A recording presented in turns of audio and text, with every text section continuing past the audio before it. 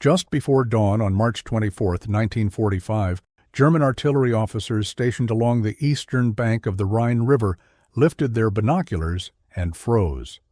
Across the misted floodplain near the town of Viersen in the lower Rhine Valley, they could see the unmistakable silhouettes of an American armored buildup. Sherman tanks lined up nose to tail, anti-aircraft batteries pointed skyward, trucks moving in long, disciplined columns, engineers stacking pontoon bridge sections by the riverbank. Through the night, their listening posts had reported the thunder of tank engines, the clatter of treads on gravel, the shouts of work crews assembling boats. Their radio interceptors had pulled in a steady stream of American transmissions, call signs they recognized, units they had been tracking for weeks. Every instinct, every piece of evidence, every report from every observation post told them the same thing. The American Ninth Army was about to cross the Rhine, right here, right in front of them. They were wrong about all of it. Almost everything they were looking at was a lie. The tanks were rubber, the artillery was inflatable, the radio traffic was theater. The sounds rolling across the river had been recorded months earlier in a sound studio at Fort Knox, Kentucky, and were being broadcast through 500-pound speakers mounted on the backs of half-tracks. The men in American uniforms were not the divisions they pretended to be. They were artists, painters, fashion designers, sound engineers, architects. Just over 1,100 of them in total, performing the largest and most successful battlefield illusion ever attempted by the United States Army. And the real Ninth Army was already crossing the Rhine 10 miles to the north, almost completely unopposed.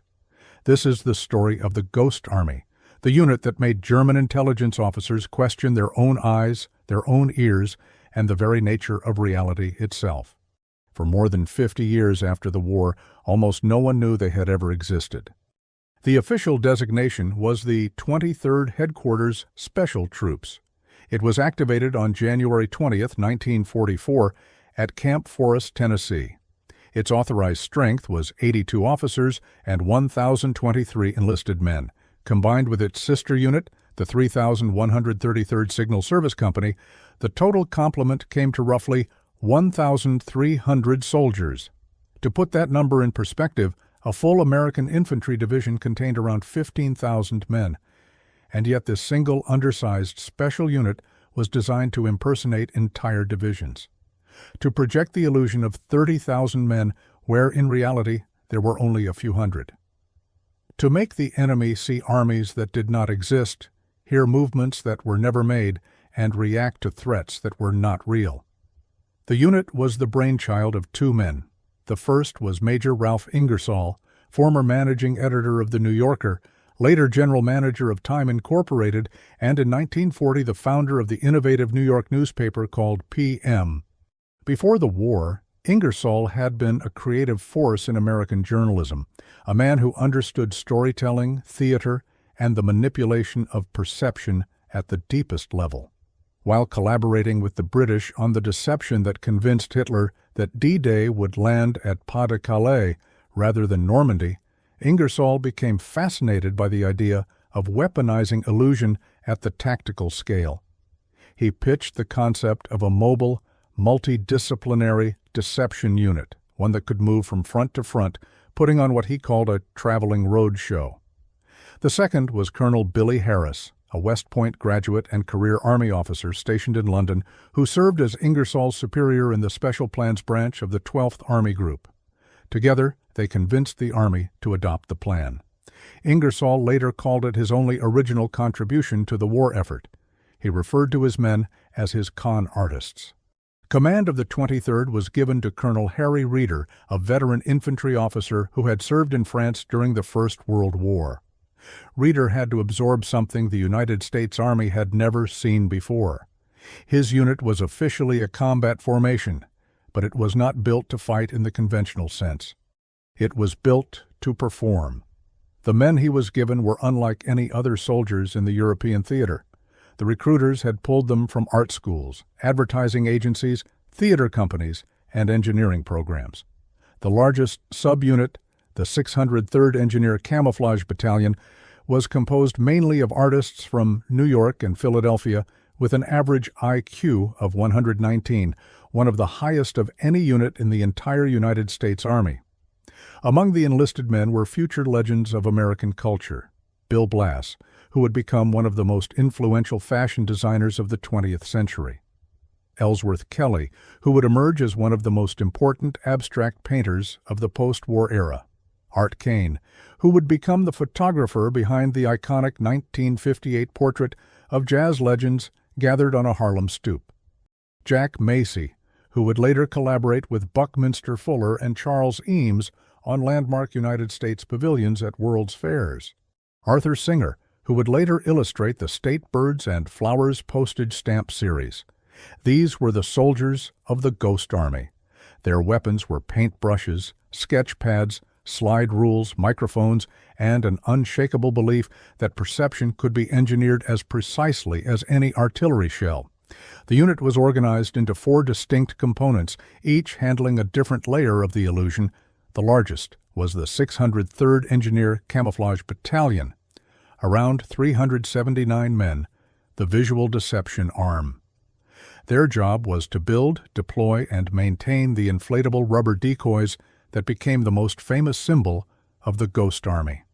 Inflatable Sherman tanks modeled with extraordinary detail to match the real M4 down to its smallest features, inflatable artillery pieces, inflatable trucks, jeeps, and airplanes that could be set up on fake airfields. The decoys could be inflated by air compressors in just a few minutes, allowing entire phantom divisions to appear and disappear in a matter of hours. The second component was the Signal Company Special, around 296 men, which handled what the soldiers called spoof radio. They were trained to imitate with surgical precision the unique fingerprint of specific American radio operators from real combat units. Every Morse code operator has what is called a fist, a personal rhythm and cadence as distinctive as handwriting. German radio interception services, who had been listening to American transmissions for years, could often identify individual operators by their fist alone.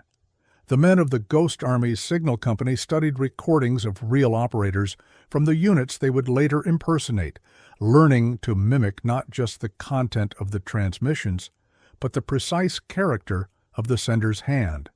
A German intercept officer listening to a Ghost Army transmission would hear the radio signature of a specific man he had been tracking for months, and would conclude that man's unit was exactly where the Ghost Army wanted him to believe it was. The third component was the 3,132nd Signal Service Company Special, with around 145 men responsible for sonic deception. This was perhaps the most technically remarkable capability of the entire unit. Working with the Army Signal Corps' engineering laboratory at Camp Edison, New Jersey, they recorded the sounds of armored warfare, tank engines warming up, treads on gravel roads, bridge building, columns moving, equipment being unloaded, using state-of-the-art equipment and real vehicles. Those recordings were pressed onto discs, loaded onto half-tracks, and played through enormous speakers when a deception operation was underway. The sound of 300 tanks assembling for a crossing could roll across a river valley in the darkness. German listening posts, recording every sound, would report a massive armored movement. There was nothing there. The fourth component was the 406th Engineer Combat Company, the only element that could actually fight. Roughly 168 men who provided security for the unit, defended the operation from German patrol infiltration, and in the tightest moments stood between the performers and whatever German unit had gotten too close for comfort.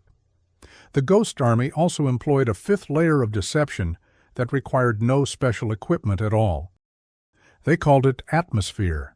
Small teams dressed in the shoulder patches and markings of whatever division they were impersonating would drive through nearby towns, eat at cafes, speak loudly to each other, using the unit names and references that would reach German agents through the civilian population.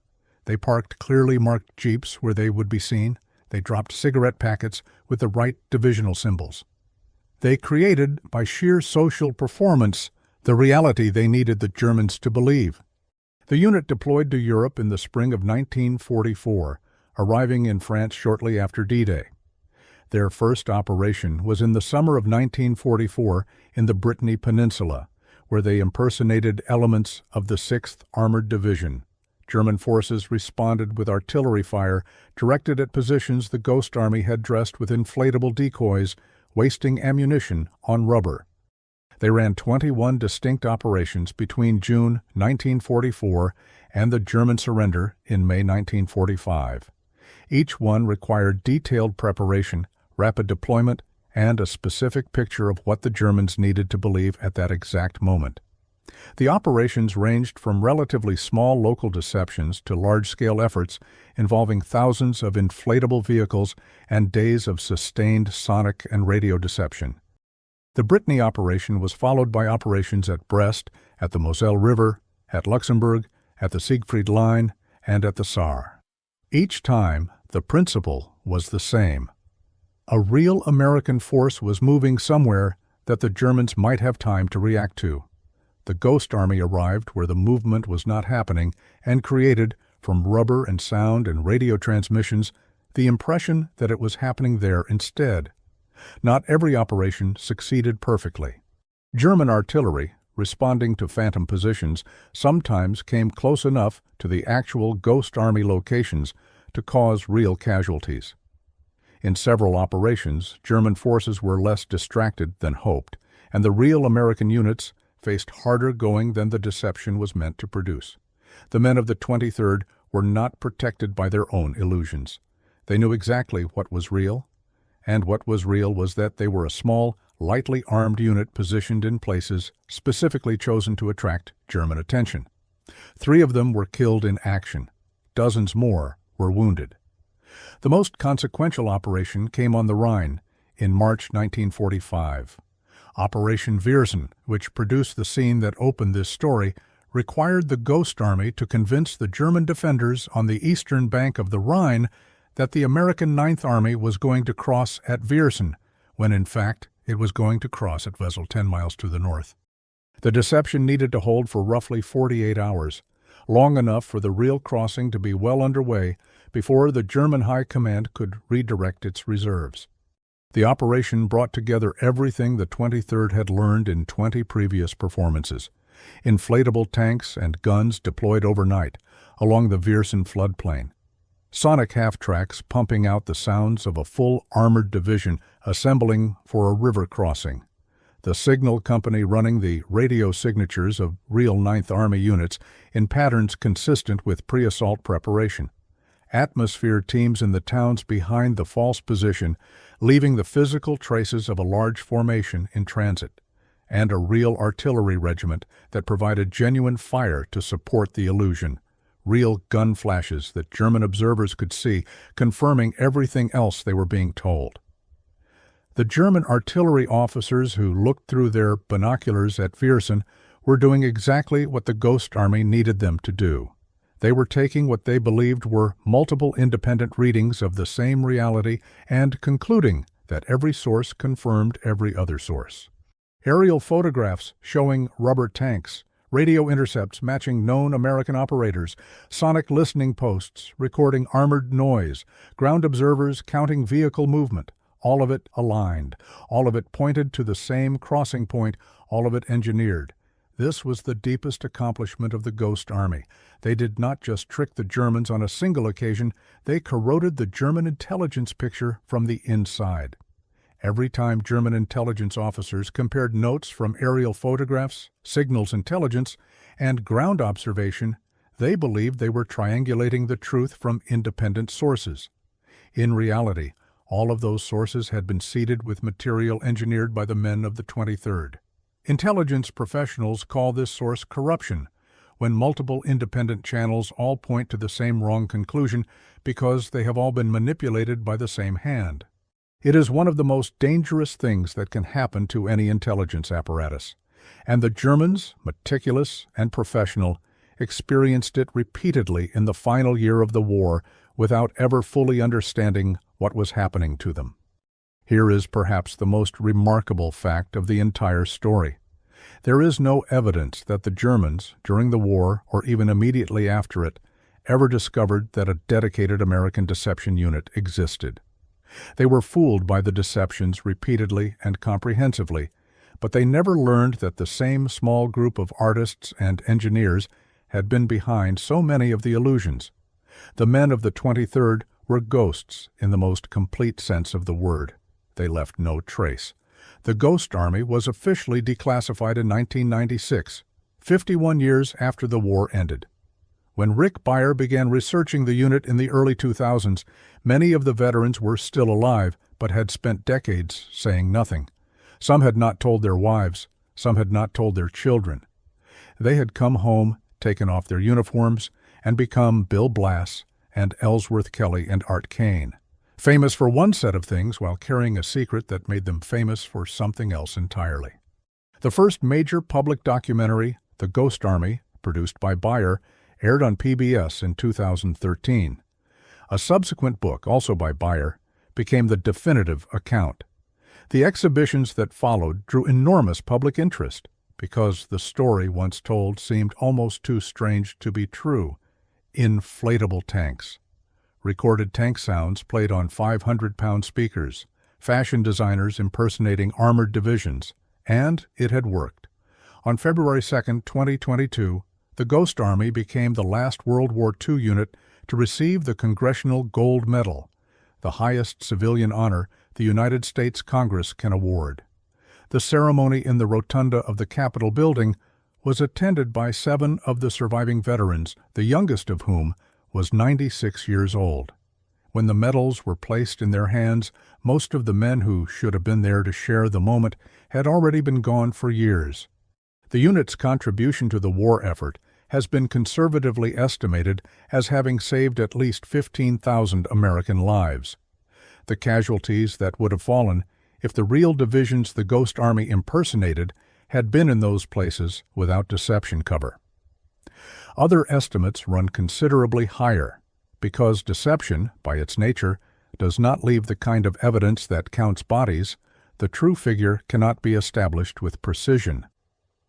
What is established is that the German response to Ghost Army operations consistently diverted resources, delayed counterattacks, and misdirected artillery away from where American soldiers actually were. The men who ran inflatable tanks through French fields and played recorded tank sounds through speakers in the Belgian darkness had saved the lives of men they would never meet, by means those men would never know about, in operations that remained secret for half a century. The story of the Ghost Army is ultimately a story about what happens when imagination is given the same status as armament. When a country looks at its artists and designers and sound engineers and theater people and says, instead of treating you as decorative, we are going to treat you as essential. We are going to ask you to invent a kind of warfare that has never existed before. We are going to trust you to save the lives of thousands of men you will never meet, by means that, when this is over, you will not be permitted to describe. The German artillery officers on the Rhine on March 24, 1945, never knew the names of the men who had fooled them. They never knew that the tanks they were looking at were inflatable. They never knew that the sounds they were hearing were recorded. They never knew that the radio traffic they were decrypting was theater. They never knew that the men who had so completely deceived them would go home, take off their uniforms, and spend the rest of their lives painting and designing and photographing while keeping the deception a perfect secret for 50 years. That confusion, multiplied across the German command in that long final week of March 1945, was the masterpiece of the Ghost Army. It was the moment when reality itself became unreliable for the Wehrmacht. The moment when their eyes could no longer be trusted, their ears could no longer be trusted, their radios could no longer be trusted.